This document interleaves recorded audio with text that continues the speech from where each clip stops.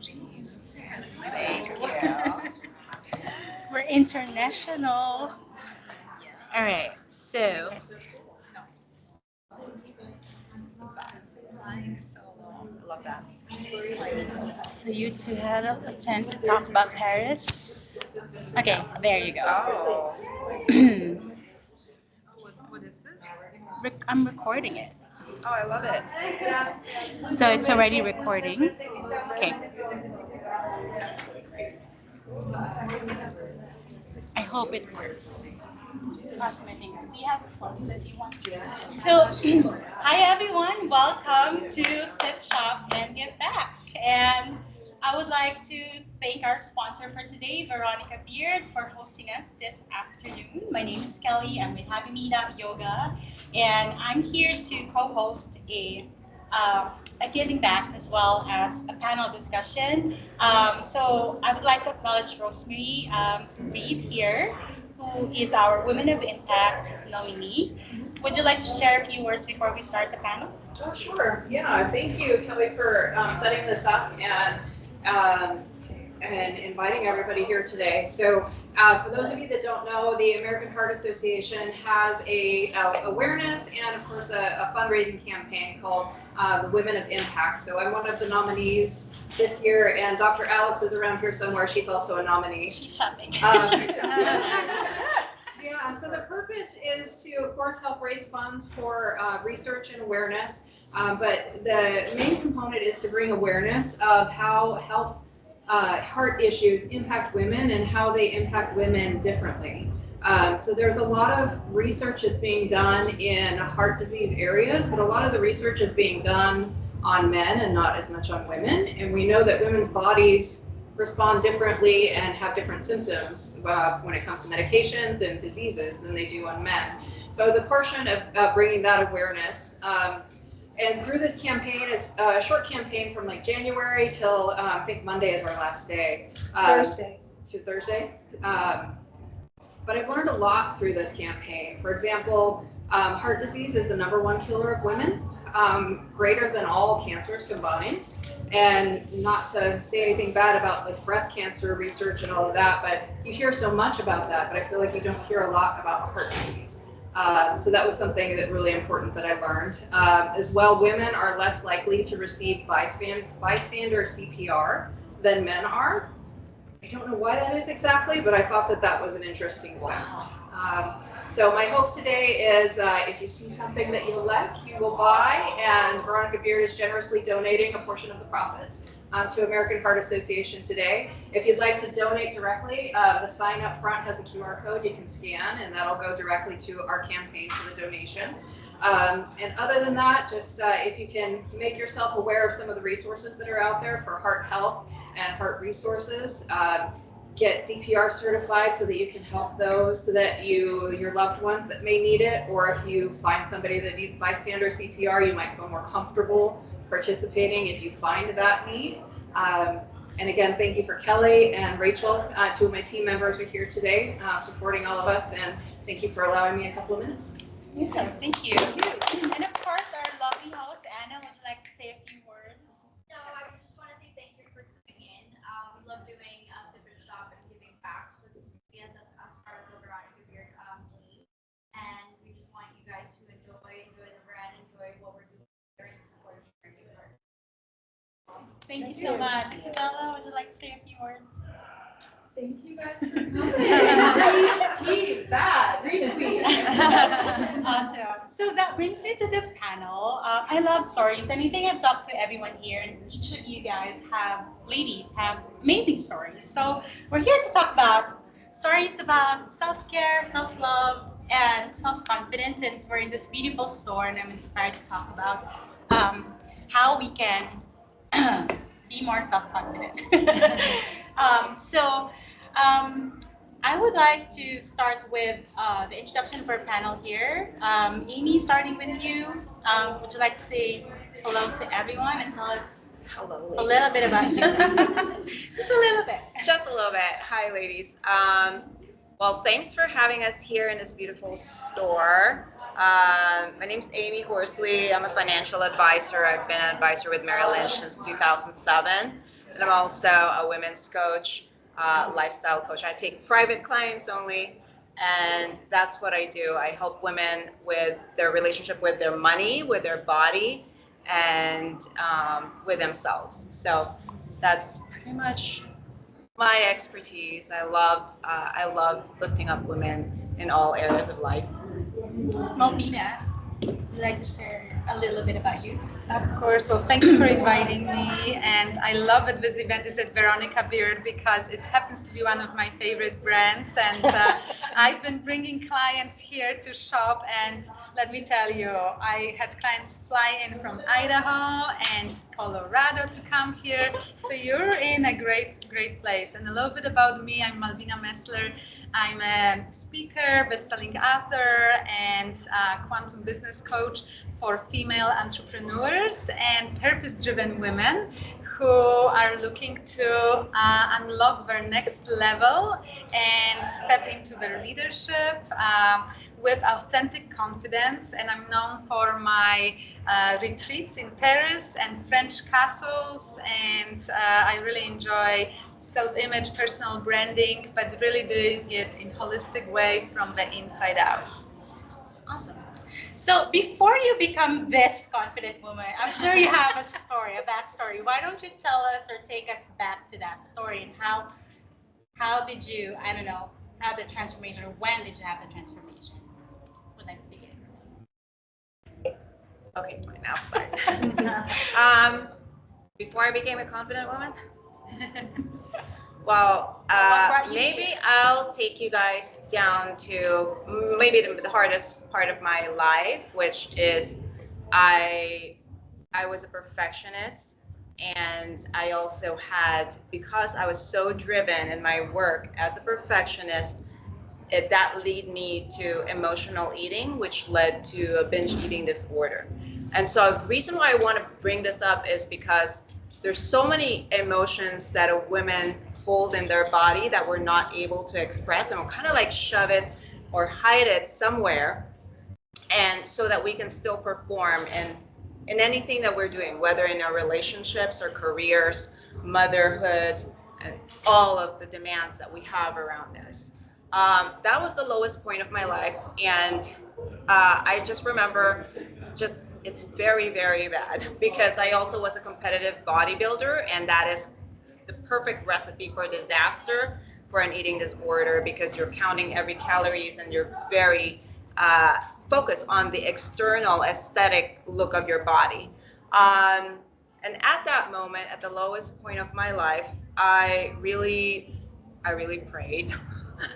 And I thought that I could never get out of that because I was just so insecure. I thought it was the hardest addiction that you would ever have, because it's like, how do you even recover? It's like, I remember sitting in a bathtub saying, it's better to be an alcoholic because then you can stay away from alcohol, but you cannot stay away from food. And I had to unfortunately like tell my entire family to hide food from me. It was really bad. But at that point, I felt that in my spirit, I felt something and someone more powerful than me, and that's God within me. And it's just this overflow of worthiness. And so with confidence, our foundation is knowing that we are worthy, we're worthy, we're worthy, we're worthy of everything and anything. And that I feel that at that point of my life, I realized that there's nothing that the external outside world, whatever it is that I'm trying to accomplish, there's nothing that the world can offer me, because I already have all of it. I am all there is. I'm all of that. I came here complete and whole. And it's a substance. It's a realization in my spirit that I'm trying to say in words, but that really is the reason why I'm confident, is because that I know who I am, I know how I serve, and I know where I came from, and our life here is temporary. Even with fashion, the way we pick our fashion that really resonates to our soul, the outfits, it's nothing random. It really is building the character and how we want to show up. And so it affects every single part of our lives. That's beautiful. I've heard a little bit of it, but like the whole story is just like so inspiring. And how did you the binge eating? Just a follow up. Like, did you gain weight or did you? Totally. How did you really It was how, bad, yeah. Really? I Yeah. can't imagine you being. I'm like such a that. tiny frame, so if I gain weight, it looks just more, even more. So I've had to lose about 45 pounds to be in a comfortable area. It's not really about the pounds and how much you need to lose and how much you want to look outside. It's how you want to feel. Like I want to feel light. I want to feel like I can move freely. So yes, I did gain a lot of weight, and I was not just gaining. It's just more of like the hormonal imbalance, and also being hard on myself. My inner self-talk was very negative, was very judgmental, and things like that. So it affects all my hormones, and yeah, it was a long recovery from 2013. Wow. We'll get back to that. Yeah. Malvina, would you like to tell us, everybody, your story? Because I know you have this wonderful, amazing, inspirational story as well. Absolutely. So, I want to kind of piggyback of what you said, because to me, there's a difference between self-confidence and self-worth, right? Self-confidence is what we see on the inside, but self-worth is how we feel self-confidence is what you see on the outside, and self-worth is what you feel on the inside. And most of my life, I actually had self-confidence, because self-confidence is based on the skills we acquire. We can learn few different tactics, how to stand in the power pose, all those things. And I'm a quick learner, so I always study those things. But the reality was that on the inside, I was a mess. I was always looking for the validation from others, or if I had a big decision to make, I had to ask my friends, what do they think I should do? But the reason why it's spiraled like this, because I got myself in a place where I was in a psychologically abusive marriage. It was a toxic relationship, and I was stuck in it for 7 years. And year 3, I actually share it in my book, Becoming You, where I share the story how I woke up on a beach in Hawaii, and you would think, wow, nice life. Well, not so nice when your husband closed the doors on you and left you without money and wallet. And that was just one of many scenes in my life. And those instances are not just my story, because I know way too many women who pretty much could say the same story. It's just the names are different, and that's what's so sad. And I realized that I was so committed to loving him that I was abandoning myself in the process. And when I did that, little by little, I was losing my confidence, whatever confidence I ever had. And I started second guessing my own choices. And eventually, 7 years in, when I finally realized, and now I know as a neuroscience-based coach, I know about things like loss aversion bias, that our brains are more used to looking at when we make decisions, okay, what is it that we're gonna lose? And I thought like, oh, I invested so many years into this marriage. Well, maybe he'll change by next year, right? But there was addiction issues, there was gambling problems, there was so much. So eventually, I finally realized, okay, it's not gonna change. And I had to come to this conclusion. Actually, I didn't come to it by myself. It was my mom who, I heard her voice finally, when she said, you just don't love yourself. And it just hit me. Don't love myself, but I thought that we were taught to love others. We were taught to be kind, nice women, care about others. That's our superpower as women, right? We're caring, we're nurturing. And here I was, being a stand for his recovery, but I wasn't a stand for myself. So when I made this decision to actually end this toxic cycle, that's when my journey of what I call becoming you started. And it had to start with self-acceptance, self-compassion, and stop feeling guilty about my role in it, and feeling shame, because there's a lot of shame in that story, right? And once I broke through the shame and I was able to really have that self-compassion, I started actually showing all of myself to others, right? Because we often, and I was a high achiever, so perfectionism was what I suffered from. And God forbid anyone knew the ugly story about myself, because what would it mean? That this smart woman suddenly chose this man to marry and let him treat her this way. Suddenly it feels like something's wrong with me, I'm stupid, I'm not intelligent. So there was so much shame, but I had no other choice but to go through this journey of self-acceptance and healing. But when I did that, I realized, wow, I mean, how often women who haven't gone through, this ordeal that I have, but we still, this perfectionism is killing us from being our most authentic self. So for me, I didn't become truly authentically confident until I accepted all of myself with the imperfect, with my mistakes, with my shame, with all of it. And when I did that, suddenly, you can show up in your own skin, and when you do that, no one can touch you, right? Because that is what I feel like authentic confidence is. Being your true self, not trying to be someone you're not, and being able to own it, and without trying to please others and trying to really win someone's approval. There's a lot to uncover there. Yeah, let's do that. Um, Thank you for being vulnerable, you two. I know a little bit about the two of you, but not this much. So thank you. Thank you for sharing that vulnerable moment with all of us here in this room. So I I had heard, no idea she would ask about this. I'm like, okay, let's go there. I told them, let's be authentic, organic, Yes. and I'll just ask you questions and whatever comes to mind. But of course, we have a theme, so I'll stick to the theme. I heard a lot about self-love and a little bit of self-image. So I want to focus that conversation in that now. So what does self-image has to do with self-love? Well, Want to start? you can start. So for me, you know, self-image, a lot of people think that I help women with their external, whether it's through doing, helping them with personal branding, taking them to Paris and having glamour photo shoots. And yes, that's part of self-image. But the truth is that the self-image work has to start from the inside. It is, I believe that self-love is an inside job, right? And how we love ourselves is how we teach others to love us. So I take responsibility for, my role in my toxic marriage too, because I allowed that to perpetuate.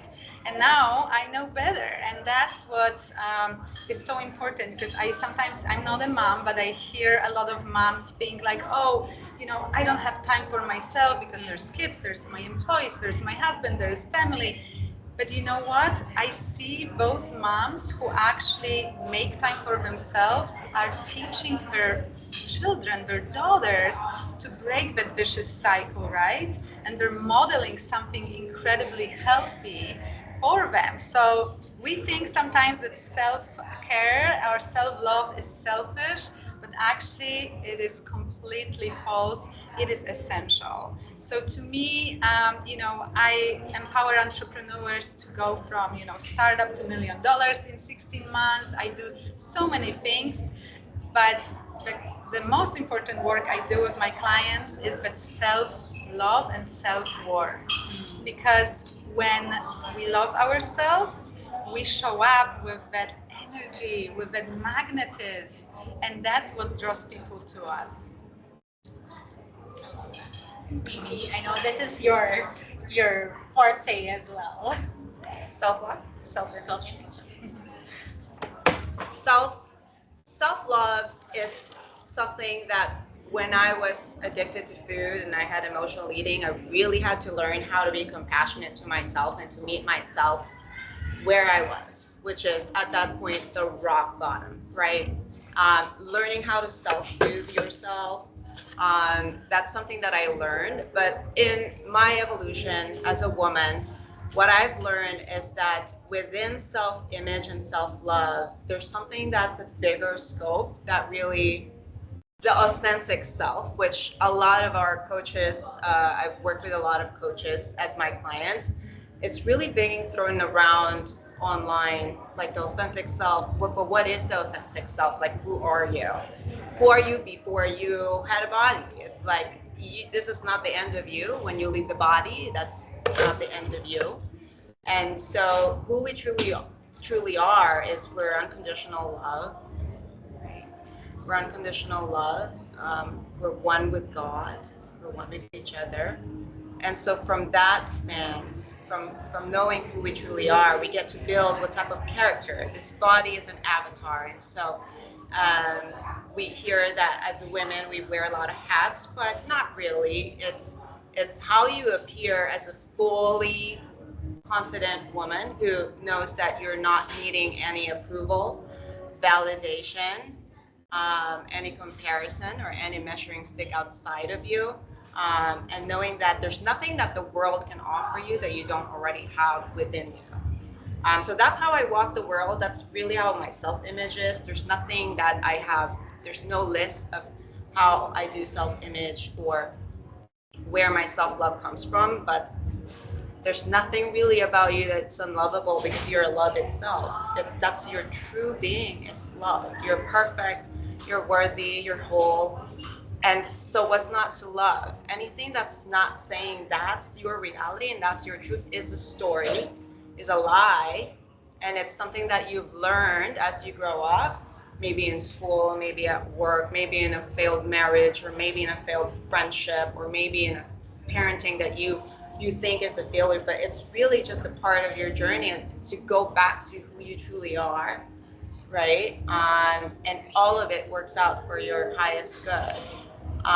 So self-love is, to me, it's not a part of the conversation as far as how am I going to love myself today, but knowing yourself as love, that you are all, you are that. Does that answer Yes, it? yes, absolutely. It's deep, but I get it. Not, I mean, it's not a mainstream Nah. belief. That's why Yeah. you do what you do because you talk to certain women who are ready for it. Yeah. But I have a follow up on that because I know a lot of women confident, successful, but they doubt themselves, right? And they call it imposter syndrome or insecurity. So, what that's related to what you said earlier. What would you advise or these women who are almost there but not quite because there's something that is the holding them back, or Mhm. could be imposter syndrome, could be a belief, a limiting belief. So, what would you advise your client or a friend who's suffering from that? So imposter syndrome is an idea from the outside world. This happens when we are in this level where we're doing good, right? Or we're successful in some areas, but we want to get to our next level. So when we want to get to our next level, we're on the edge of who we believed ourselves to be, but we want to get to that level and we separate ourselves from that level. We think that, oh, I need to be a certain way to get to that level, or I'm not there yet. And that's where the conversation or the idea of having an imposter syndrome is, because you think that you're not already there. But if you do know who you truly are and your authentic self, if you desire to be, for example, in the next level in your marriage, in the next level in your body, on how your body looks like, in the next level of your net worth, your money, it's not outside of you. You already are there as a whole woman, and so you step into that version of you now. And when you do that, and when you come back to who you truly are as a person, the imposter syndrome will disappear. Because the substance of your next level already is inside of you. You decode that by coming back to who you truly are. There's not a formula to, there are, because there's many ways to skin the cat, really, because that's why we have a lot of coaches in the coaching industry. There are coaches who work specifically on limiting beliefs. There are coaches who help you manifest your desires, right? But the thing is, when you know who you truly are, all those things will be added onto you. And I live this life. I live it because I have a wonderful, wonderful, amazing marriage for the last 20 years. I have amazing daughters who adore me and I adore them. And I have a thriving business. and I have this passion to help women. And it's not because I'm special, because I'm not. We're all the same. We have all the same DNA within us, the same greatness within us, right? But to unlock that, and if you want a shortcut per se, it's just accepting that you are it. Like accepting everything that you are right here and right now. And that imposter syndrome is an idea and you don't have to buy into it. Does that make sense? Yes, absolutely. Malvina, I know this is your world, the quantum leap. Take us there. I love what you said because, like you said, I agree with everything you said. And coming from the quantum perspective, we are all pure potential, right? And we are pure potential and we can achieve and be anything we want in our lives. That is only limited by what we believe of ourselves to be true and by extent of our imagination, right? So when we buy into the imposter syndrome, we're essentially limiting ourselves, but the truth is that we are unlimited. And there is another aspect of it, it's also about the ego, because sometimes people think that self-love is so egocentric. I was one of those people that thought that self-love was selfish and therefore it wasn't noble and it was much more noble to suffer. I don't believe that anymore. But the part of self-love, I believe that when you truly love yourself, in order to get there, it is the journey of transcending the ego. Because our ego is all about looking good and avoiding looking bad, right? But when we truly love ourselves, what it means is that we accept ourselves with exactly who we are. And that doesn't mean we don't aim higher, we don't want bigger challenges. It's just that we're no longer trying so desperately to prove others our worthiness. We accept that we are already worthy and deserving and we're incredible, and from that place we choose to step into that next level for ourselves. But I find that what can be more growth oriented and spiritual and ascend our consciousness more than transcending that ego. So to me, I believe that what we can be, we must be. And if we feel that there is a calling or a desire in our heart, and sometimes the desire is like for me, it was Paris. Like it was the desire to go to Paris, and my low voice was telling me, "Oh, it's so lavish, it's so expensive. Why would you go to Paris? Just find yourself a little lake, go meditate there, right?" But the part of me, just that desire kept growing and growing. And when I finally leaned in and said, okay, I'm going to spend the money, I'm going to go. I don't know why, but I called it following the divine spark. I really felt it was the intuition guiding me, and my higher self was speaking to me. At that point, I had no idea to what it would lead. But now I have women who, after returning from Paris and having my own journey of really connecting with my soul essence and getting to know who I was and really deepening my connection with myself, I was able to return from that trip and not only have this unshakable confidence to quit my executive job that was so not aligned and launch my coaching business, which was absolutely a purpose-driven, impact-driven business. And out of this was born all those women who I have taken on the journey through hosting retreats.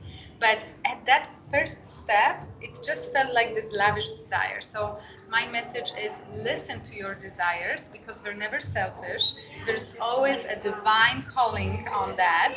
And whenever we want to start a business, we want to speak, we want to write a book, whatever we want, that little voice tells us, oh, it's all about you, it's about your ego. Well, check in with your ego and ask yourself, is it really about me just putting the name on that book, or is it me about making a difference for someone, changing someone's life? So I think that the quicker we step into our self-love and transcend our ego, the quicker we actually become what I call servant leaders, and we can actually step into our purpose and calling.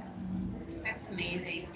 Is there any question on the group, like that is burning question from the group that you want to ask or follow up?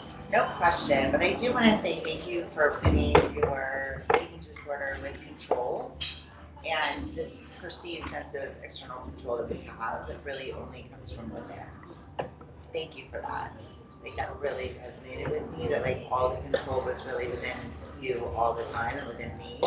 But we had these external factors where we had to go through whatever to get to that knowledge, Right. to get to that place.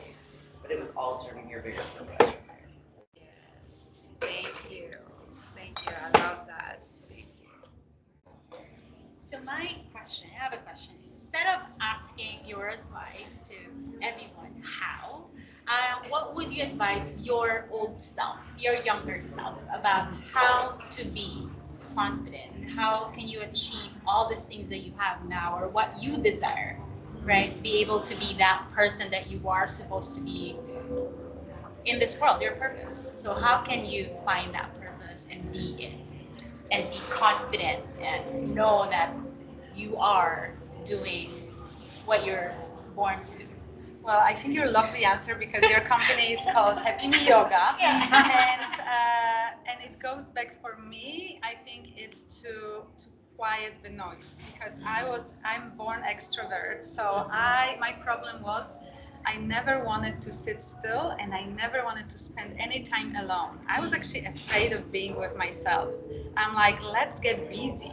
I started learning how to go dirt biking, ice climbing, you name it, just so I wouldn't be with myself. And I just constantly was running away from myself. So my advice to myself would have been spend some time with yourself. Don't be afraid of stillness, of just this quiet time, whatever it looks like. Of course, if you can meditate, that would have been amazing. If I started meditating early on, oh my gosh, connecting to my true self and to that voice of intuition, my higher self, would have come through much louder because it's always there, but I chose to disconnect from it. So that would have been my advice to my younger self. Amy, do you have advice? Young Amy? Young Amy. Well, my younger self, young Amy never felt good enough.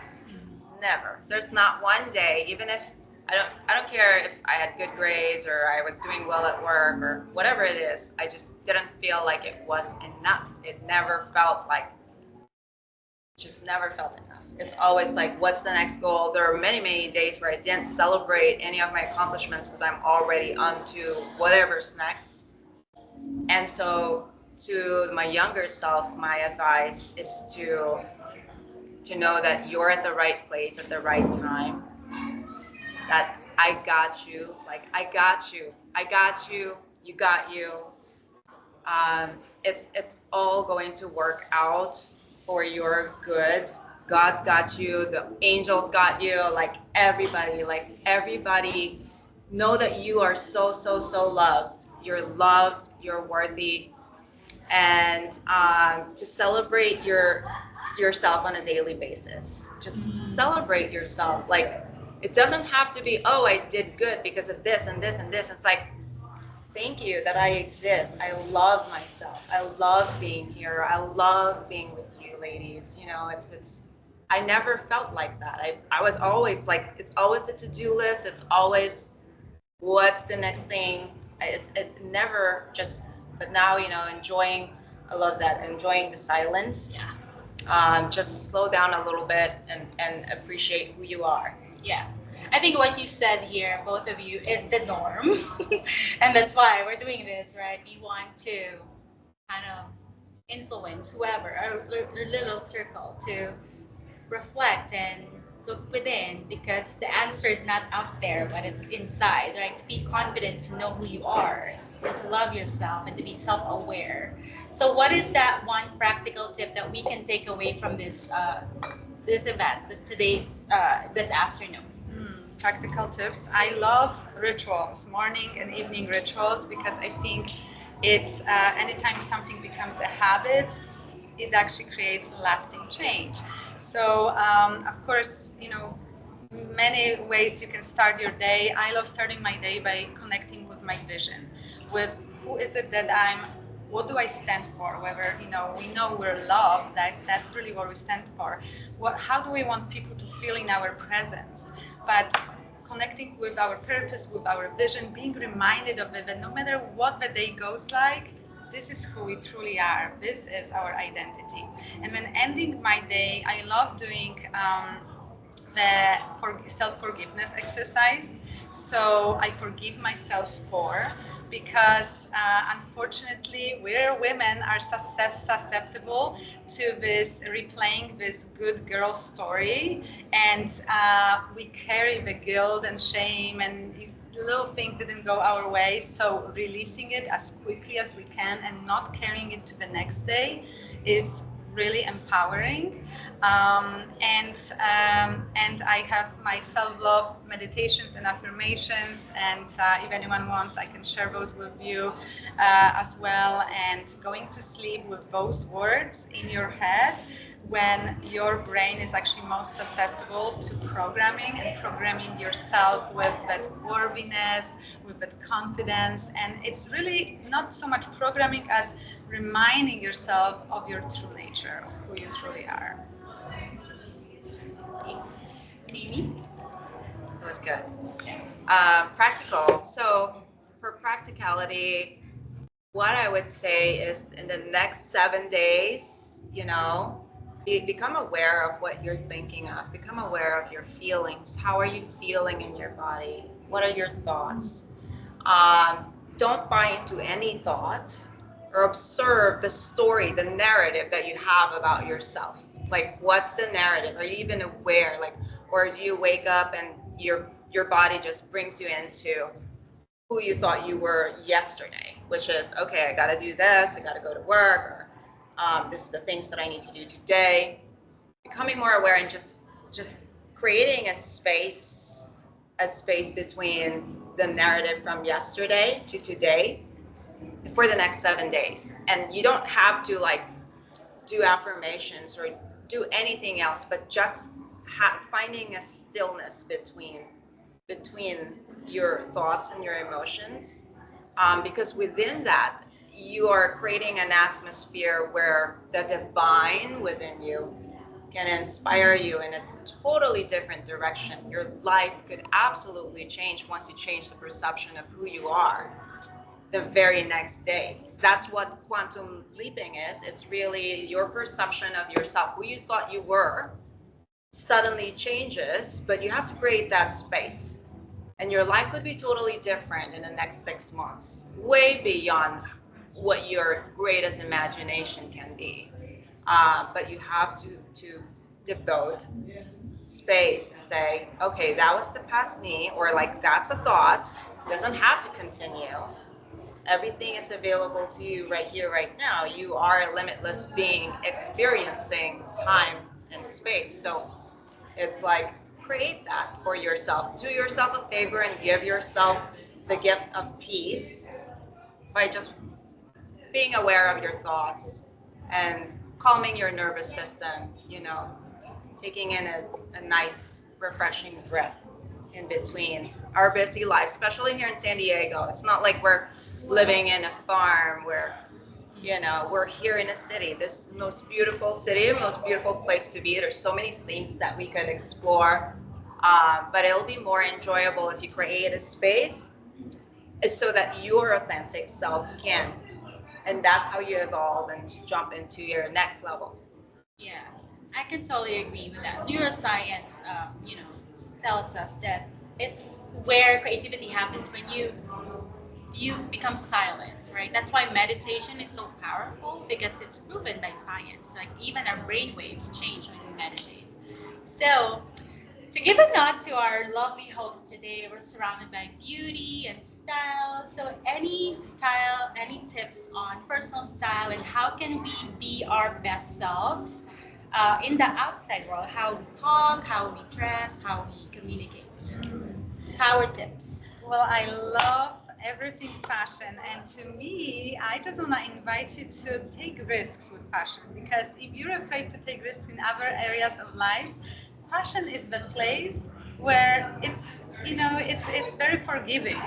And I must say that I know a woman who has authentic self-confidence looking at her wardrobe. Because when you're dressing for yourself and you're just having fun with it, cute low socks there, right?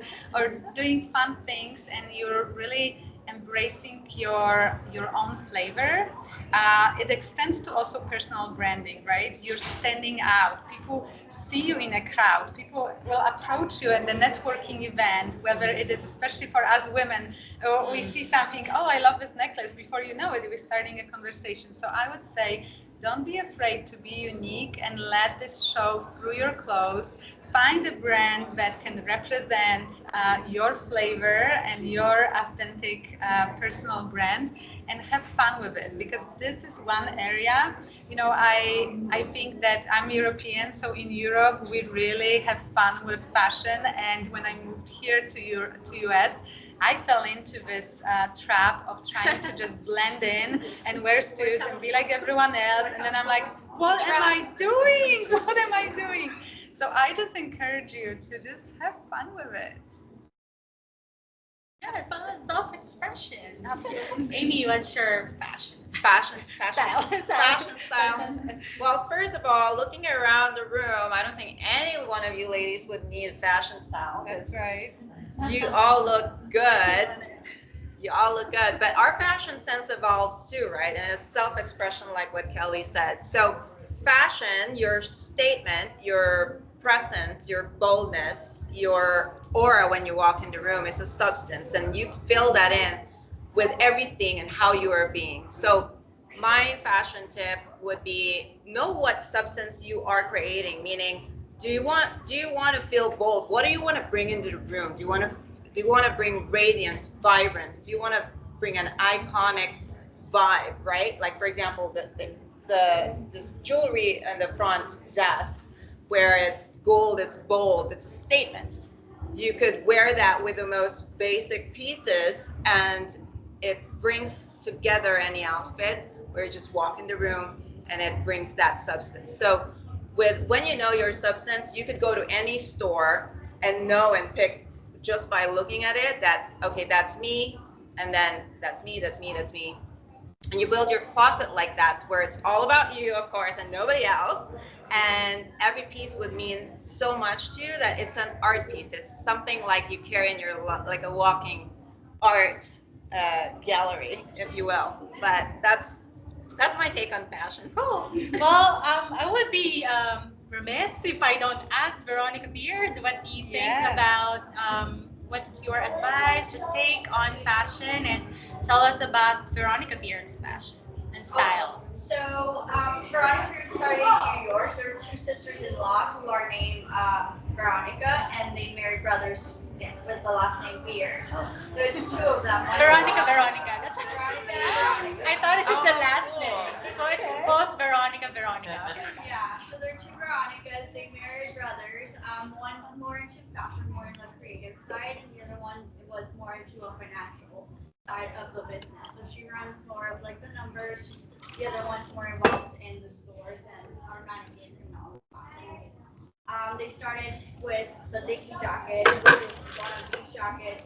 I'm going to say 90% of our jackets have the Dickie functionality, which is this. You add this insert into a zipper that's in here. So it's a very versatile jacket. Our crop jackets are not, but I mean, they created it to be versatile from a month ago for establishment for women like you who run around, they run their business, they run a house, but they also want to be feminine in fashion. They also are very involved with the community. That's why we're involved with you ladies, and we're involved with other organizations as well. We donate portions of our sales to them, and every quarter we partner with different or bigger organizations, more of a national-wide organizations. Thanks so much again for having us in this beautiful space. And if you have your glasses, I raise a glass to all of you here today. Yes. Yes to everything that you said today, self-love, self-care, and I hope that you prioritize your wellness, right? Body, mind, and spirit, and find your community, like women here. So yes, thank you so much. We have time to stop and drink some more. Cheers. And if you wanna Cheers. Cheers Oh, thank you. Oh, and if you want to drop your business card, I've got one book someone will win as well, so you can take your own journey of self-love. Cheers. Thank you. Thank you.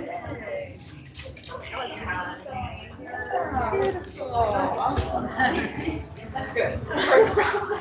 That was